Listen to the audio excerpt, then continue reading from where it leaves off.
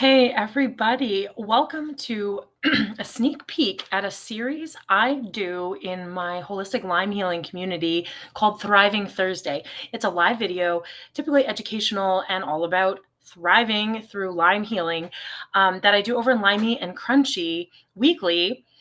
But today I'm doing it across a few platforms so that you guys can see a little bit what that looks like the Thriving Thursday world. And if you like this idea and you want to hear more about this topic, you're going to want to be in Lyme-y and Crunchy. Of course, it's the best Lyme holistic healing community of support and encouragement and ideas and education that you're going to find out there. And it's linked in the description. So if you're not in there, hop on in. And of course, just know we'd love to have you too. You will be warmly welcomed. And also, if you are catching this on YouTube, whether live or the replay, make sure you're liking and subscribing. I do lots of education over here and lots of story sharing about my own Lyme and tick-borne illness healing journey and what that looks like in a lot of different areas of my life. It's very holistic, as in whole person, not just body, but all my lifestyle, body, mind, spirit, emotions, everything is involved in the healing process. And I am learning that as I go and as I approach remission here after many years of a battle. But I've learned a lot of good lessons along the way, and I'm going to share a little bit about that with you today because yesterday I started talking about the topic of overcoming some of the mindset struggle of ticks in my own life. And I'm going to elaborate on that a little more today. And I'm sharing a free resource with you too. So I hope you'll stick around and grab that. I will be as brief as possible, but I want to cover exactly what this free resource contains, just in a higher level view of it. Okay. So if you like what you're hearing, you're going to want the resource too. And that's why I made it. It was what I needed to help overcome my fears and anxieties here. So it's called the Tick Bite Action Plan, and I'm going to talk about that in my own life and what that looks like in my world, day to day, kind of living a life coexisting with ticks, because it's a little unrealistic to think that I'm going to get rid of the worldwide tick population, right? Or that I'm going to completely maybe get rid of all tick-borne illnesses. I mean, I certainly can try, but that's a less realistic goal than it is for me to work on my own mindset and what I can control in my world and my environment. So, continuing kind of this empowerment conversation that we started this week as we've been talking about ticks, tick prevention, tick bites, tick annoyances, tick habits, all the tick things. So I have other live videos from this week that you can also catch up on. But today we're going to kind of wrap up a little bit, at least, with empowerment. Again, because that is always the message I try to send, that of a journey of empowerment, a journey where you can embrace your journey, excel in your journey, have excellence and results, and even enjoy the journey with all its ups and downs. I understand not all of it feels enjoyable, but at least to be able to look back and say, I did it and I saw grace and goodness in what I went through. So empowerment is a piece of this puzzle that is hugely important. And if you can't embrace your own empowerment, you're going to miss part of your healing. So what this looked like for me in one way along my journey is kind of how I overcame the mental game of tick bites or potential for tick bites so that my family could actually enjoy life and live an outdoor lifestyle that we love and still be in nature, which is healing. And I believe in being out in nature, breathing fresh air, grounding, experiencing the earth and all that creation is. We wanted to be able to enjoy life together and be at peace with the outdoors, even if I'm not at peace with ticks all the time. I'm empowered to fight back. Okay. So we also want to be smart and proactive, right? So ticks exist. They're there and they're potentially a threat to my health and my healing. And my kids, my family, and I'm mama bear about that. And that's okay. I can do something about that. I can be a mama bear and still be at peace and okay with what I can and cannot control. So we're taking necessary precautions, but we're also being empowered and remembering where our healing lies. A state of stress and anxiety yields chronic disease and yields falling below a wellness line, if you will. I choose not to be there. And maybe that's where you need to start today, saying, I choose to be empowered. I choose to have my peace. I would say choose to focus on the positive thing instead of choosing to avoid the negative thing, if that makes sense. Instead of saying, I choose to not be stressed, I would say, I choose to be at peace, right? Say the positive outcome and start there today. If that's right where your struggle point is, if you're resisting this concept already, there's your struggle point. Start there. Just start right there. If you're ready to work forward, let's work forward. And this brings me to my first point about being proactive. Okay. And you're going to like this. If you want to take action, you're going to love this. That's what this is all about, action. The first point of my Tick Bite action plan is being proactive. Okay.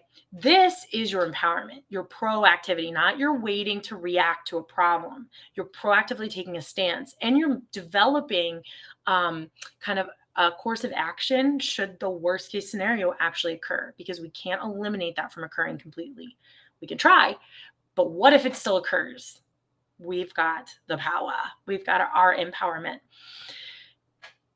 Know your facts. Okay. That's what I teach on too. Our facts, the truth that not every medical community will teach you, but the Lyme literate providers out there know to be true. And the anecdotal situations and some research even shows to be more truth than what the CDC might say is true. That is that any saliva and blood contact between a tick and a human blood source can transmit infection. The idea that a certain tick transmits only certain diseases and that a certain amount of time has to elapse that a tick is attached to transmit infections is outdated information. So being proactive starts with knowing that information and knowing that any tick bite for any length of time is potentially a dangerous or an undesirable situation. And you're not just necessarily safe if you found a tick immediately before it's engorged, or it was only on there for a few minutes or a couple hours. Yes, the longer a tick is attached, the more likely it is to transmit more saliva, more infection, yada, yada, on and on. But the people that were infected after minimal length time of a bite will tell you that even if they're the one-off, they would rather prevent further damage or further illness by taking that short length of a bite seriously. So let's take it seriously. And I can tell you that that's been the case in our own family too, that we've had short length tick bites that have resulted in infectious transfer. So it can happen. It's not the end of the world though, as we're going to discuss. So timeframes are kind of irrelevant in general because they're not an exact science. And all it takes is for you to be the one-off from a generalized statement for you to realize that every bite should be taken as seriously as the next. Point number 2, deal with the tick. Of course, you're going to want to remove it. Removing it properly is important. I go over this all in the Tick Bite Action Plan and an associated blog post I have about proper tick removal, because that's important. You can actually make things worse by removing a tick improperly. So you want to get tweezers right down to the head of the tick. Ideally, those angled, bezeled tweezers are usually ideal, but whatever you have, you got to use. Get right down, right against the skin. Get as much of the head of the tick in the tweezers as you can and pull firmly up and back against the direction that the angle the tick is actually going into the skin.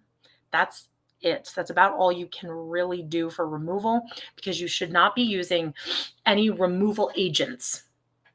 Some places or sources talk about putting things on the tick to make it back out of you, or, applying rubbing alcohol, or like irritating the tick so it detaches from you. Okay, that may work. It may be all well and good, but the big risk you run is that the tick will further regurgitate stomach contents or saliva into you, increasing your chances of actually transmitting infection to you. So it's actually really dangerous to mess around with the tick or to apply any removal agents to the tick. Your best bet is just a plain old pair of tweezers and removing it quickly and firmly, and not, again, messing around. If any mouth parts or part of the head or the head is left in the skin, try to get it out. Tweezers, safety pin that you've sterilized, or see a doctor. This is not a substitute for medical advice at all. This is personal testimony and also education that exists out there, but you need to do your own research and do what's best for you and your family. Do not hesitate to seek medical care to remove a tick. But remember, the longer it's on or in there, the more chance you're risking of transmission too. So get her done quickly and effectively and calmly. There was a point in time I would get so panicked over tick bites that not that we've had like thousands, but we've had them on occasion. We live in a high tick infested area. And until I got my act in order, we were getting some tick bites occasionally, especially my kids. And I couldn't even remove them at one point in time because I would be so panicked. I couldn't even like have a steady hand. I was like shaking and angry and worked up and sobbing and panicked. My husband often had to do it. If I was home alone, heaven forbid, right? I didn't like being in that place. So I had to reclaim my empowerment and reclaim what I could do. I can remove a tick properly. Adele, get it together. So I worked through that. It's not easy, but I worked through it. And I encourage you to also. All right. If you want to also check out the tick bite action plan, you will find in there what to do with the tick then. You want to try to save the tick. Even if you find one only crawling on you and not yet bitten or embedded, save it. There are sites that are testing and tracking the results of tick testing that are tracking the results of these tests. And so it is important to try to send any ticks off for testing. And I give you some resources for doing that in the tick guide, the tick bite action plan, the tick guide. What is that? It's a new title, whatever. The ultimate tick guide. Step 3, treat further ASAP. Treat yourself or whoever's bit immediately. Do not delay. Here's why. There's no need to wait. Waiting is actually not in your favor. It's dangerous potentially. Tick testing takes a hot minute. It's not overnight. It varies in the length of time, but it's at least a few days, if not a week. Plus, you cannot test yourself for any tick-borne illnesses for at least 4 to 6 weeks after a bite for optimal results. And even then, the results are often very much variable. There is no very accurate tick testing for humans out there, to be honest. So per reputable Lyme literate provider recommendations, if you wait to treat, you're wasting valuable time and risking your chance of further illness. So treatment per Lyme literate providers looks like 6 to 8 weeks of treatment, unless, and this happened to us with my son, I tell that story in a previous video, unless the tick testing were to come back completely negative for all tick-borne illnesses, then you might be able to assume, and you're not symptomatic with anything, then you might be able to assume no infection was transmitted and discontinue your treatment plan. But that's between you and your Lyme literate provider, okay? And I'll tell you what I mean by that. Most traditional doctors won't do this. I have yet to find one that will treat for 6 to 8 weeks with antibiotics or herbals or any reputable treatment plan. So your best bet then is to also find an immediate reputable Lyme literate provider and get in with them immediately. In the meantime, you might have to, because a lot of them have wait lists, you might have to get what you can get from a doctor for treatment. And you might have to use your big girl voice and put on your big girl panties and speak up for yourself, advocate for yourself, be empowered to ask for more treatment than they might be willing to give or might want to give. But it is in your best interest, okay?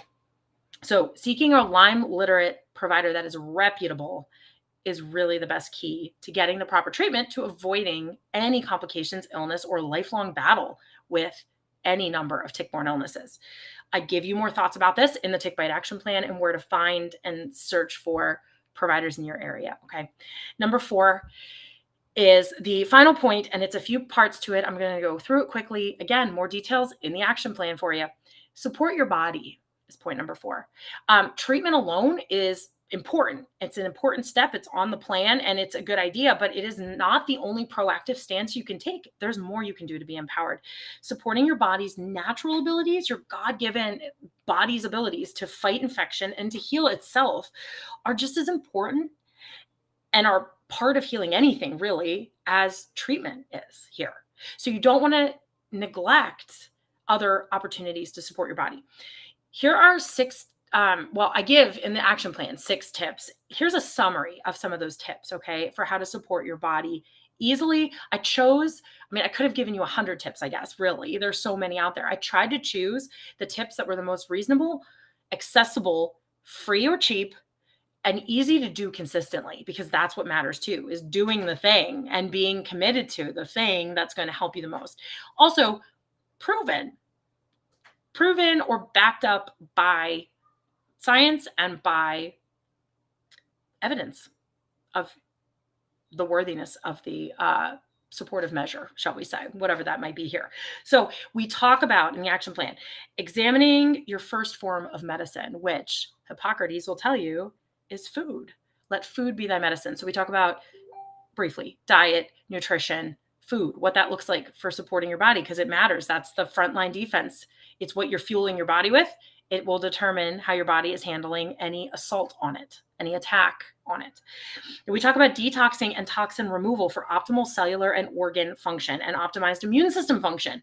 It's crucial. It's critical. And there are easy ways to do some basic detoxing regularly, which we could all stand to do. We talk about that in Lyme-y and Crunchy, jumpstarting our detox. But when we are potentially assaulted, again, with illness or injury or disease or germs, it's even more critical because our body is constantly fighting these bad guys and needs additional support occasionally to just do its job the best it can, right? We can help it out a little bit. Also, I talk about natural and holistic support for the body, including essential oils and a protocol that we use in conjunction with treatment too, for kind of optimal results in fighting these bad guys, fighting these buggers off. And also includes some herbal ideas that are shown to be effective and helpful, at least in supporting our body and maybe even fighting any transmission from a tick as well. Okay. And we talk about some supplements that might be a good idea for increased wellness and body system function, especially in a time where you might be up against some bad guys from a tick.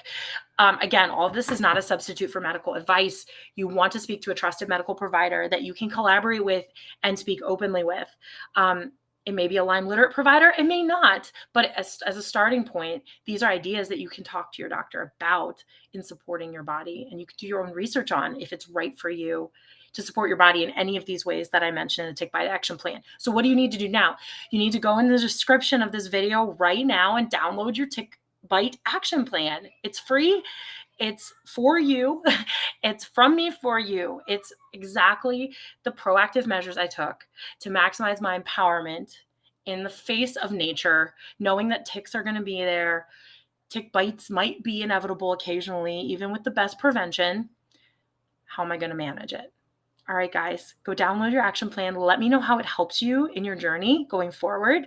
And make sure if you're not already in Lyme-y and Crunchy that you get in there so that you don't miss any Thriving Thursdays like this video. This was your little sneak peek of what you're missing every week over there. All right, I'll talk to you later. Happy Friday Eve.